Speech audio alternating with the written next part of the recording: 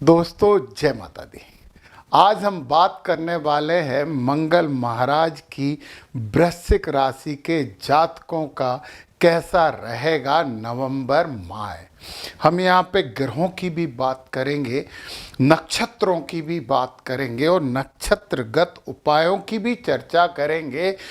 वृश्चिक राशि में चंद्रमा नीच का माना जाता है और जिनकी वृश्चिक राशि होती है वो थोड़े से दुखी हो जाते हैं कि उनका चंद्रमा तो नीच का है। क्यों माना जाता है? देखिए, मंगल अग्नि तत्व, चंद्रमा जल तत्व। अग्नि तत्व और जल तत्व का संयोजन होता है। जब अग्नि तत्व और जल तत्व का संयोजन होता है तो नीच इसलिए बोल देते हैं कि एक अग्नि तत्व और एक जल तत्व है। परंतु आपने कभी ये सोचा कि जब जल को अग्नि के पास लेके आएंगे तो जल की बनेगी वाष्प। और आपको पता है स्टीम इंजन बड़े पावरफुल होते थे, पहले ट्रेन चलती थी स्टीम से, और स्टीम से इलेक्ट्रिसिटी भी बनती है। वो पावर प्लांट रहते हैं, वहाँ पे स्टीम से इलेक्ट्रिसिटी भी बनाते हैं। तो स्टीम बहुत पावरफुल होती है, बहुत ज़्यादा एनर्जेटिक होती है। इसलिए सबसे पहले तो आप ये गलतफहमी निकाल दें कि आपका चंद्रमा नीच राशि में है, आप स्टीम वाले हो, आप वाष्प वाले हो और वाष्प की शक्ति अपार और अनंत होती है। तो आपके दिमाग में विचारों का संक्रमण रहता है, विचारों के आंधी तूफान रहते हैं, क्रोध भी पर्याप्त आप में रहता है और शक्ति और पावर तो आप में रहती ही रहती है। और ये राशि हमारे देश के आदरणीय प्रधानमंत्री जी की भी है। इसलिए ये कमेंट कोई नहीं करे कि वृश्चिक राशि की तो समस्या ही समस्या है। समस्या आपकी है कि कर्म वाले भाव पे ध्यान दीजिए और अपने आप को पावरफुल और नेम और फेम के साथ दुनिया के सामने प्रदर्शित कीजिए। चलिए संक्षेप में बात करते हैं इस माह के भविष्य फल की। तो मंगल का प्रभाव साहस बढ़ाएगा, क्रोध भी बढ़ाएगा। तो साहस तो रखिए, क्रोध पर नियंत्रण करना होगा। नए प्रोजेक्ट शुरू हो सकते हैं और बड़े ऊर्जावान तरीके से आप उन प्रोजेक्ट पे काम करके उन्हें सफलता के करीब लेके आओगे। धन आएगा, पर्याप्त आएगा, व्यय भी होगा। तो धन आता है और व्यय हो जाता तो अच्छी बात है। परिवार का समर्थन आपको जरूर मिलेगा और स्वास्थ्य पे ध्यान देना, क्योंकि क्रोध ज़्यादा रहेगा ना तो ब्लड प्रेशर वगैरह इन चीज़ों पे थोड़ा सा आपको ध्यान देना पड़ेगा। और हनुमान जी की आराधना कीजिए। ओम क्राम क्रीम क्रोम सा भौमाय नमः का जप करिए, अच्छा होगा। और अब हम बात कर लेते हैं आपके ग्रहों की व्यवस्था में। तो ये है व्यक्तित्व में बुध और मंगल दोनों बैठ गए आपके लग्न में, जो आपकी आत्मा का भाव है, व्यक्तित्व का भाव है। और मंगल अपनी राशि में बैठे हैं और इतने ऊर्जावान और क्रोधी होते हैं। मंगल को क्रूर ग्रह इसलिए नहीं कहा जाता कि वो बुरा करते हैं, क्रूर ग्रह इसलिए कहा जाता है कि बड़ा गुस्सेल बनाते हैं। यार गुस्सा मत करना, और नहीं करोगे क्योंकि बुध महाराज की बुद्धि भी साथ आ जाएगी तो आपको सही और गलत का भेद हो जाएगा। इसलिए गुस्सा वहाँ करेंगे, करना नहीं, वहाँ करेंगे जहाँ जायज हो। और दोस्तों गुस्सा भी तो जरूरी है, तभी तो जमाना संभलता है, सीधा होता है। फिर भी क्रोध के अतिरेक से आपको बचना होगा। और एक अच्छी बात है आपके लिए, मंगल 8 तारीख से अस्त हो रहे हैं। जब मंगल 8 तारीख से अस्त हो जाएंगे, आपके राशि स्वामी अस्त हो जाएंगे, तो देखिए गुस्सा कम होगा, साहस थोड़ा कम होगा, बुद्धिमत्ता कम नहीं होगी। बुध महाराज यहाँ बैठे हैं और बुध महाराज भी मंगल के साथ क्रूर हो जाएंगे, क्योंकि क्रूर ग्रह के साथ बुध महाराज भी क्रूर हो जाते हैं। तो फिर मंगल अस्त हो गए तो बुध की क्रूरता में कमी आएगी, बुद्धिमत्ता बढ़ेगी। और इसी के साथ एक और अच्छी बात यह है कि 17 तारीख से सूर्य महाराज आपके लग्न में आ जाएंगे, तो फिर पूरी एनर्जी से आप काम करोगे और फिर एक लीडरशिप की टेंडेंसी आप में डेवलप होगी। और आपको पता है कि वृश्चिक राशि वाले अच्छे लीडर हो सकते हैं, क्योंकि जो लीडर के एलिमेंट चाहिए वो वृश्चिक राशि में होते हैं, ठंडे भी और गर्म भी। ठंडे मतलब चंद्रमा, गर्म मतलब मंगल। तो यार करो ना, कुछ अच्छा करो, क्योंकि आप अच्छा करने के लिए पूरी दुनिया को मार्गदर्शन देने के लिए ही जन्मे हो। ये नीच नीच नीच ये शब्द हटाओ इससे। मन के हारे हार है और मन के जीते जीत। गलत फहमियाँ दूर करिए, जो किंवदंतियाँ चल रही हैं उनसे बाहर निकलिए। और जब सूर्य आ जाएंगे तो एक लीडर से आपके व्यक्तित्व में आ जाएगी, निश्चित अच्छा प्रभाव होगा। और फिर बुध 10 तारीख से बकरी हो जाएंगे। बुध 10 तारीख से बकरी हो जाएंगे। जब बकरी होता है कोई ग्रह तो और पावरफुल होता है, और वो आपके केंद्र में ही होंगे। और बकरी होने के बाद बुध 23 तारीख को यहां आ जाएंगे। 12वें भाव में बुध अच्छे होते हैं। आप खर्च करते हो तो बुद्धिमत्तापूर्ण खर्च करते हो, तो उस खर्च को अपन इन्वेस्टमेंट कह सकते हैं ना। ये बात इन्वेस्टमेंट का, आप खर्चे की बात क्यों करते हो? हर चीज में नेगेटिविटी क्यों लेके आते हो? इस खर्चे के भाव को आप इन्वेस्टमेंट का भाव नहीं कह सकते। मकान खरीद लिया 1 करोड़ का, खर्चा हो गया, खर्चा हुआ है ये। अरे इन्वेस्टमेंट की बात करिए, आध्यात्मिकता की बात करिए, विदेश की बात करिए, हॉस्पिटल में कार्य की बात करिए। तो सकारात्मक बातें भी तो हमें करना चाहिए ना। अब चलिए, व्यक्तित्व तो, और ये छठे भाव के स्वामी भी हैं यहाँ पे मंगल। तो मैंने बोला है ना, ये लग्न में है, स्वास्थ्य पे थोड़ा ध्यान देना पड़ेगा। और स्वास्थ्य भी वही गुस्से के कारण आएगा। गुस्से पे नियंत्रण करोगे तो स्वास्थ्य तो ठीक रहेगा। धन भाव के स्वामी गुरु महाराज, धन भाव के स्वामी भाग्य भाव में बैठे हैं उच्च के होके। ये तो आनंद वाली बात है। उच्च के होके बैठे हैं तो भाग्य में धन है।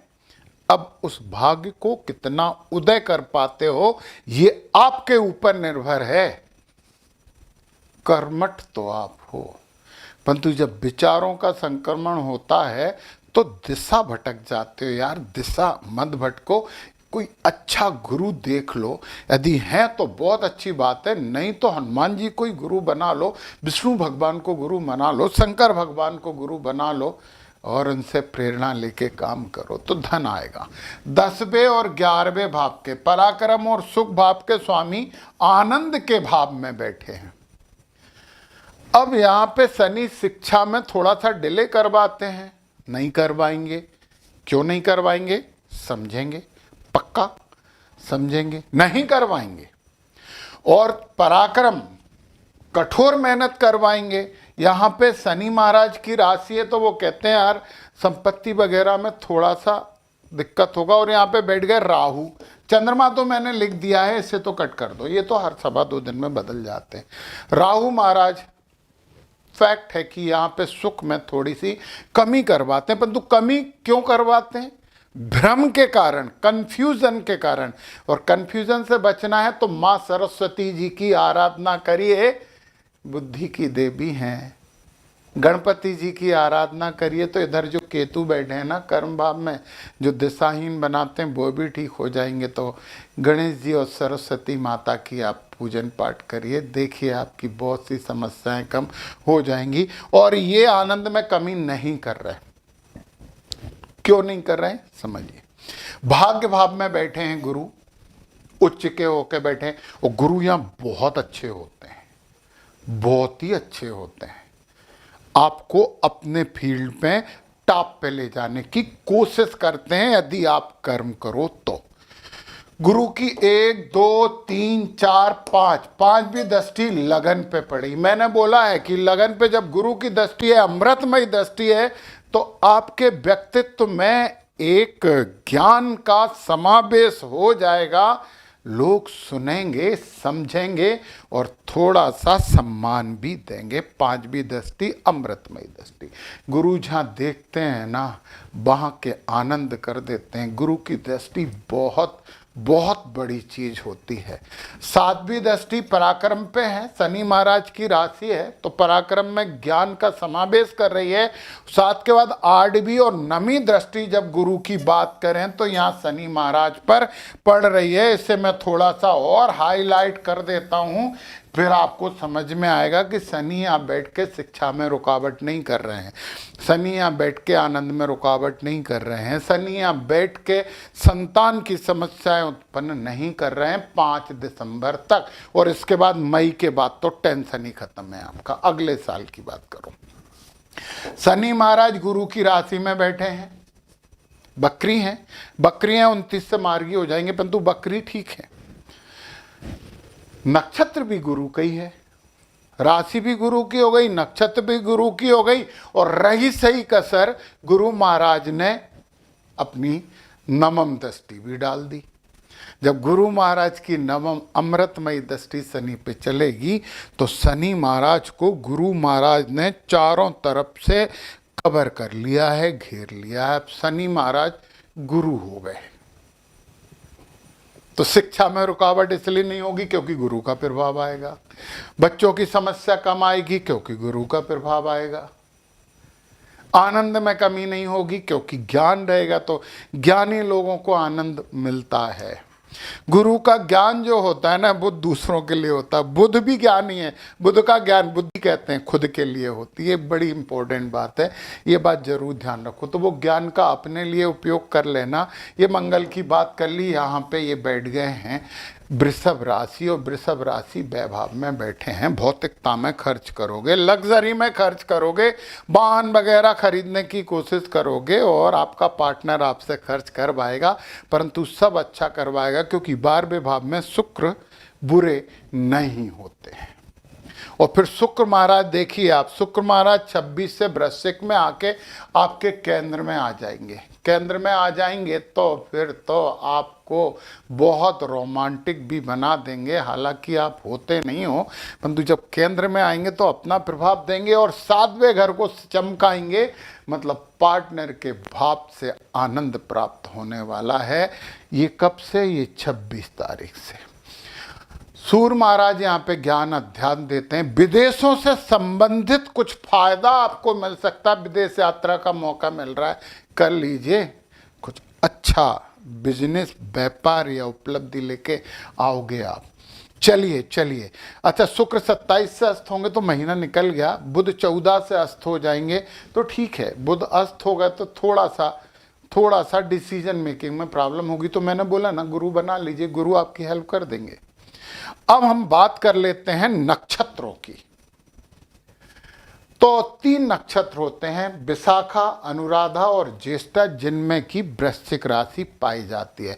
और नक्षत्रों के मामले में एक बड़ी खुशखबरी है वृश्चिक राशि वालों, आपके ये पूरे ग्रह कौन कौन से नक्षत्रों में हैं और कहाँ कहाँ रहेंगे इस महीने, ये सब लिखा है मैंने यहाँ पे। अब विशाखा नक्षत्र वाले बात सुने, सबसे पहले बात सुने विशाखा नक्षत्र वाले। तो विशाखा नक्षत्र वाले, उसमें ज्येष्ठा विपत है, मतलब मंगल आएंगे 20 तारीख को ज्येष्ठा में। आप देख लीजिए, ज्येष्ठा विपत है, वो भी 20 तारीख के बाद। और मैंने जो बुरे नक्षत्र हैं वो ही लिखे, बाकी सब अच्छे हैं, शुभ हैं, फलदायी हैं। ज्येष्ठा 20 तारीख के बाद समस्या देगा। और पूर्वा फाल्गुनी प्रत्यरी है, केतु महाराज इसमें बैठे। तो मैंने गणेश जी की आराधना पहले भी बता दी है। तो चलिए, ज्येष्ठा नक्षत्र और पूर्वा फाल्गुनी। ज्येष्ठा नक्षत्र में आप ओम इंद्राय नमः की 1 माला करिए, गरुड़ का फोटो मत रखना। और पूर्वा फाल्गुनी में आप ओम भगाय नमः की 1 माला करिए। 2-2 मिनट लगते हैं एक एक माला करने में, आपको नक्षत्र बुरा नहीं करेंगे। अब अनुराधा नक्षत्र और वृश्चिक राशि वाले जातकों की बात कर लें। खुशखबरी ये है केवल चित्रा नक्षत्र ही अकेला समस्या, बाकी सब नक्षत्र आपके लिए शुभ नक्षत्र रहने वाले हैं माह नवंबर में। और चित्रा नक्षत्र में भी बुध शुक्र केवल 8 तारीख तक रहेंगे, इसके बाद सब नक्षत्र शुभ हैं। 8 तक चित्रा में शुक्र हैं बस। तो यार बद नक्षत्र है तो चित्रा नक्षत्र की बात कर ले, ओम त्वष्टे नमः का जप करिए, कम से कम 5 माला करिए। बद नक्षत्र है ना, 8 तारीख तक करिए बस, 8 नवंबर तक, इसके बाद मत करना। चलिए अब हम अगले उसकी बात कर लेते हैं, ज्येष्ठा नक्षत्र वालों की। स्वाति बद नक्षत्र है और पूर्वा फाल्गुनी विपत नक्षत्र है। और स्वाति की बात करें तो शुक्र 8 से 19 तक स्वाति में यहां रहेंगे, सूर्य 7 तक रहेंगे, बाकी स्वाति नक्षत्र में कोई नहीं है। तो आप 1 तारीख से 19 तारीख तक स्वाति और पूर्वा फाल्गुनी, तो स्वाति नक्षत्र में ओम वायवे नमः का जप करिए, ओम वायवे नमः, और पूर्वा फाल्गुनी में ओम भगाय नमः का जप करिए। ये महीना बहुत अच्छा आपके लिए होने वाला है। तो उस महीने की पूरी अच्छाई मोती समझ के और खुद हंस बन के चुन लो, अच्छी चीजें चुन लेना चाहिए, बुराई से दूर रखें। नकारात्मकता इस असार संसार का सबसे बड़ा पाप है, महापाप है। ब्रह्म हत्या गो हत्या से भी बड़ा पाप है नकारात्मकता से बच जाइए तो पूरी दुनिया सकारात्मक हो जाएगी और आप ऊर्जावान। जय माता दी।